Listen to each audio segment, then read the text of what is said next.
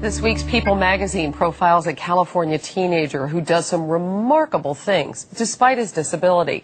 This is something you just might have to see to believe. CBS News correspondent John Blackstone reports. In a pillow fight, 14-year-old Ben Underwood can deliver a dead-on shot. When a video game is going, his fingers fly. On his skates, he's fearless. For most teenagers, it's nothing remarkable. Car. I hit a car. But Ben Underwood is blind, totally blind. Hear the clicks?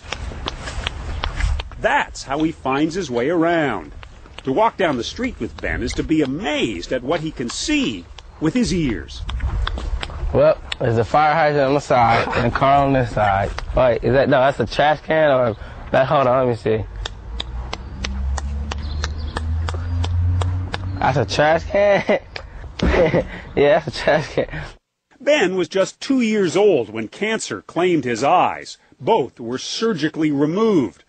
And he woke up from that surgery and Ben said, "Mom, I can't see anymore, I can't see anymore." And I said, "You can't use your eyes, but you got your nose and your ears and your mouth." From that day on, Ben has used his hearing, his touch, his sense of smell to conquer a world of darkness.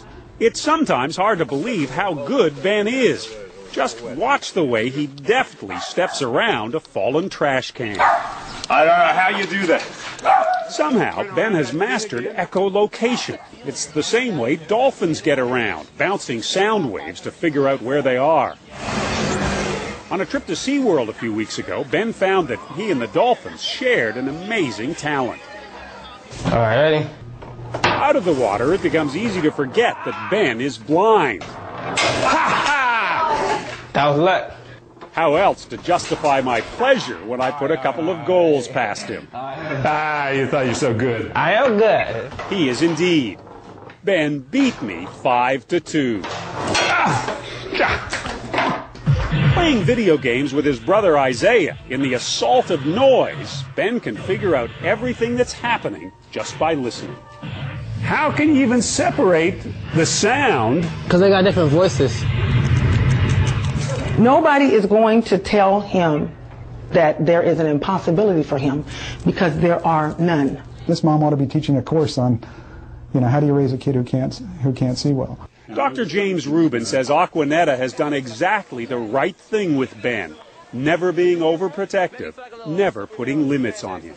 I think the real story here is not his talents, but his attitude. And I think attitude is what it's really about.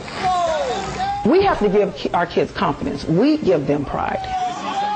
Empower him with who he is and be proud of who you are no matter what. You can see where Ben gets his extraordinary self-confidence. There's nothing that you can do I can't do better. And that's the attitude. You know what I'm saying? That's what I want to give him. Watching him in action, it seems clear that Ben really can do anything. For The Early Show, John Blackstone, CBS News, Sacramento.